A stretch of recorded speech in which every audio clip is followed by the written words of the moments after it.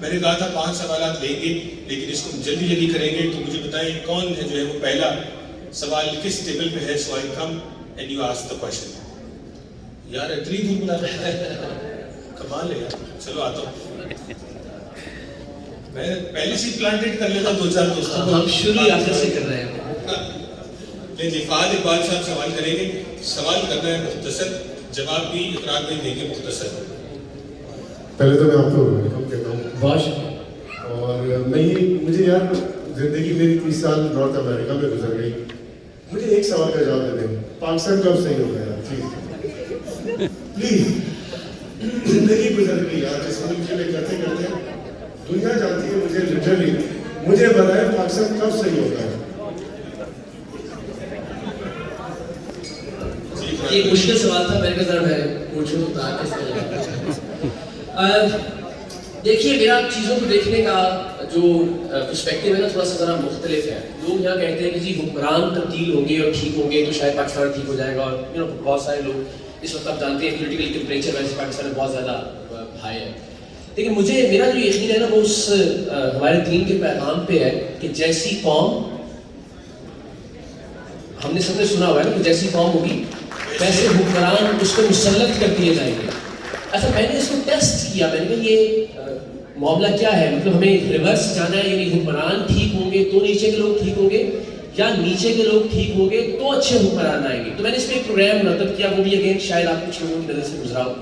ہم نے ایک بڑا دلچسپ تجربہ کیا کہ ٹی وی کی تار کو ڈسکنیکٹ کر دیا. ٹی وی ٹھیک چل رہا تھا, نارمل چل رہا تھا, ہم نے اس کا تار کاٹ دیا پیچھے سے, یعنی آپ اس کو کوئی ٹیکنیکل فالٹ پیدا نہیں کیا, صرف تار کو ڈسکنیکٹ کر دیا اندر سے, اور اس کو لے کے ہم ٹی وی میکینک کے پاس چلے گئے. ٹی وی میکینک سے نے کہا یار پتہ نہیں چلتے چلتے ٹی وی بند ہو گیا, دیکھنا کیا ہوا اس کو.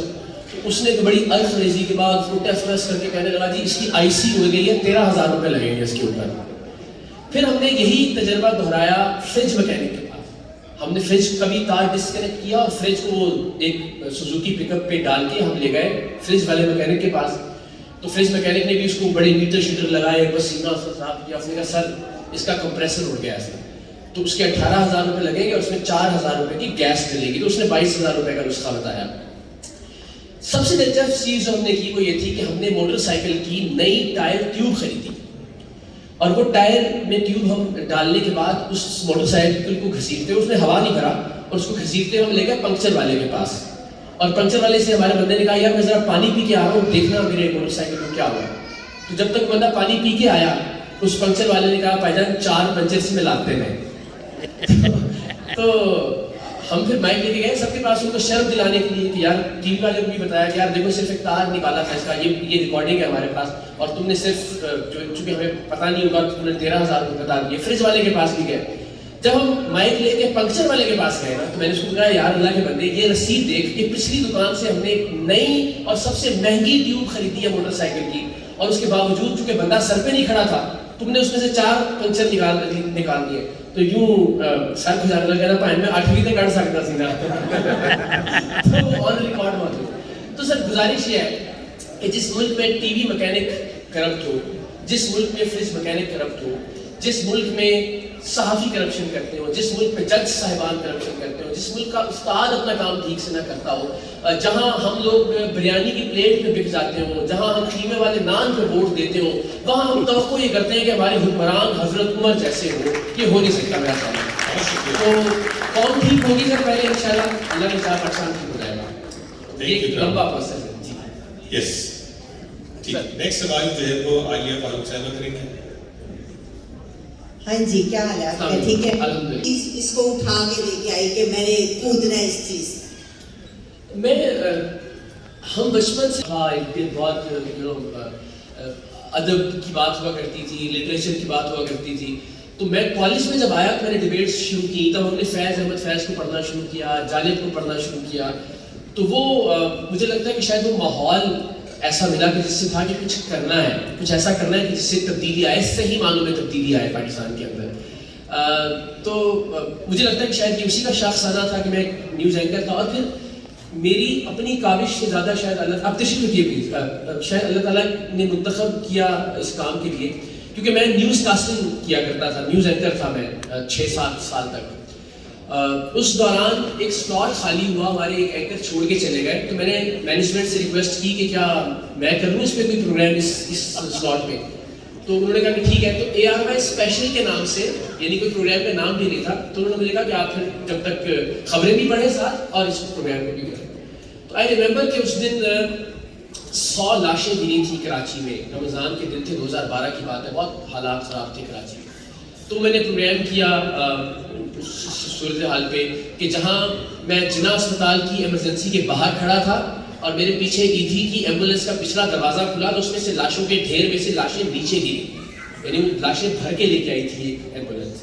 تو اس میں میں لٹرلی رو پڑا, اور میرے مانسون ہی رک رہے تھے آن کیمرہ میں لکھ دیتے ہوئے جب اپنے سامنے آپ ایسی صورتحال دیکھتے ہیں. تو وہ دن پھر مینجمنٹ نے فیصلہ کیا کہ اس پروگرام کو کوئی نام دینا چاہیے 3-4 مہینے بعد. تو پروگرام کا پھر ہم نے نام سوچا, 2 نام سوچے تھے. ایک نام تھا انکار اقرار کے ساتھ, اور ایک تھا سریام. بس وہ پھر سریام طے ہوا کہ رکھا جانا چاہیے. مجھے لگتا ہے کہ وہ اللہ تعالیٰ کی ذات نے مجھے بس وہ ایک وقت دینا تھا, وہ ایک سلاٹ منتخب کرنا تھا, اور شاید منتخب کرنا تھا مجھے. لیکن سچی بات یہ ہے کہ میں کوئی علم جہاد لے کے نہیں آیا تھا پروگرام کرنے کے لیے. بس ایک مجھے تھا کہ کچھ اچھا پروگرام کیا جائے, لوگوں کو کچھ آگاہی دی جائے. لیکن وہ جن دعاؤں کا میں ذکر کر رہا ہوں نا, جب وہ ملنا شروع ہوئی تو مجھے لگا کہ نہیں, اب میں نے اس طرح سے کیا کہ میں رات کو نہیں سو پاتا تھا. جب بھی مجھے کوئی ایسی دعا دیتا ہے کہ میں نماز میں آپ کے لیے دعا کرتا ہوں, تو مجھے رات کو نیند نہیں آتی کہ یار اتنی ذمہ داری ہے. تو پھر اس نے شاید سے ایک مقصد میں تبدیل کر دیا. Thank you. بہت شکریہ. یہ سوالات اور ایک آئی نو آپ نے جو لائن چوز کی ہوئی ہے اٹس ویری خطرناک. ہمارے لیے تو بہت, جب میں TV پہ دیکھتی ہوں تو بہت مشکل لگتا ہے جن مرحلوں سے آپ گزرتے ہیں. تو میرا کوشچن یہ ہے کہ اگر پہلاج کل کو کہتا ہے کہ مجھے یہ راستہ چوز کرنا ہے, ہاؤ وڈ یو فیل؟ ہاں, اچھا میں نے ایسا پہلی زندگی میں نہیں سوچا تھا, آج آپ نے پہلی بات کی. لیکن ایک باپ کے طور پہ ہاں, جن مشکلات سے میں گزرا ہوں مجھے پتا ہے کہ وہ کس طرح کی پرابلم تھے نا. میں شاید مطلب اس کو سمجھاؤں گا کہ دیکھ لو یہ ایک باپ کے طور پہ مجھ سے پوچھے تو میرے لیے مشکل فیصلہ ہوگا. اور میں اب ریئلائز کر سکتا ہوں کہ میری ماں کس پریشانی سے گزرتی ہوں, مجھے اندازہ ہے. لیکن اب صورتحال یہ ہے کہ لٹرلی جس دن میں پروگرام ریکارڈنگ کے بعد گھر آؤں اور میری باڈی پہ کوئی اسکریچ نہ ہو لڑائی جھگڑے کا, تو میرے گھر والے لٹرلی تب پریشان ہوتے ہیں کہ کیا ہوا آج شو میں مار نہیں پڑی آپ کو. تو ایک باپ کے طور پہ شاید میرے دل میں ہوگا کہ وہ ایسا کام نہ کرے. لیکن ایک پاکستانی کے طور پہ پاکستان نے مجھے جتنا پیار دیا, پاکستان نے جتنی ریکگنیشن دی, پاکستان نے جتنی محبت اور عزت سے نوازا, تو اس کے پرسپیکٹو سے میں سوچوں گا تو مجھے یہ ہوگا کہ اسے یہ کام کرنا چاہیے. لیکن پھر وہی بات کہ وہ میں اس پہ مسلط اس لیے نہیں کروں گا کہ موروثیت والی فیل نہ آئے کہ اچھا باپ بھی اینکر تھا تو بیٹے کو بھی پروموٹ کر کے اینکر بنا دیا. میری خواہش ہوگی کہ وہ جو چاہتا ہے اس کو اس میں سپورٹ کروں اور اس میں اس کو انشاءاللہ آگے ایکسل کرنے کا موقع ملے زندگی میں. بہت شکریہ, بہت شکریہ. کوشش کرتی ہے آخری سوال میں جو مجھے 3 اور لوگ سوال کے لیے کہہ رہے ہیں, لیکن ہم نے اپنی منزل کی طرف آگے بڑھنا ہے اور ہم اتنی لمبی بریک جو ہے وہ لنچ ہی نہیں لے سکتے. ٹیم ماڈلس میں جلدی آگے چلنا ہے. جی اورنگزیب صاحب. السلام علیکم بھائی. سب سے پہلے ویلکم یو ٹو کینیڈا. دوسری چیز, you are the hero of my family, of my country, the real hero, the true hero.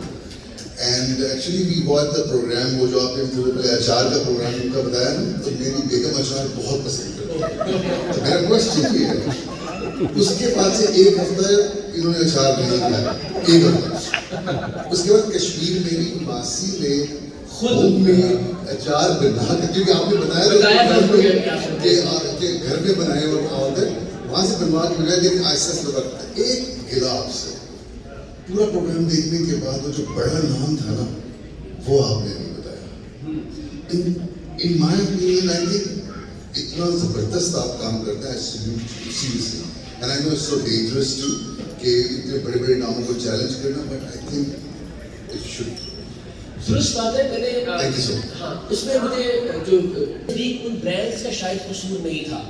اگر وہ برانڈ کا وینڈر تھا جو برانڈس کو وہ خام مال کے لیجیے کہ وہ فراہم کرتا تھا شاید. تو مجھے یہ لگتا تھا کہ اس کو شاید برانڈ کی نالج نہیں ہوگا. ہاں, مگر ہم ہمیشہ ہی کرتے ہیں. مثال کے طور پہ ابھی ہم نے ریسنٹلی کچھ ادویات خریدی لیالی کے جنرل اسپتال سے, سرکاری ادویات جن پہ اسٹیمپ ہوتا ہے کہ گورنمنٹ آف سندھ کی پراپرٹی یا اس کو بیچ نہیں سکتے.